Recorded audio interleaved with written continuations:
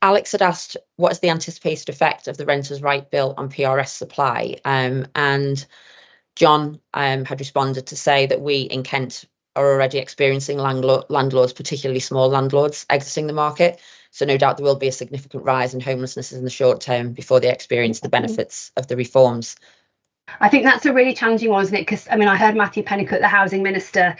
ask for his thoughts, because that's the thing that obviously the private rented sector landlord sort of lobby have said for a long time. If you tighten up the regulation, people are going to exit.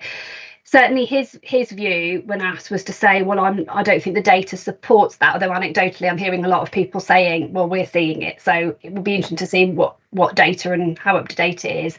Back to that point around partnership, there is certainly an opportunity that, I guess, to turn that challenge around, looking at, well, how could social housing providers be supported,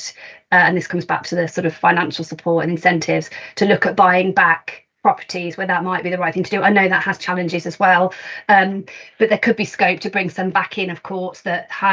may have started off in the social housing space, moved out to private, and organisations like Capital Letters do some really interesting work looking at how they can work in partnership to support private landlords to stay, particularly where it's with lower income tenants, where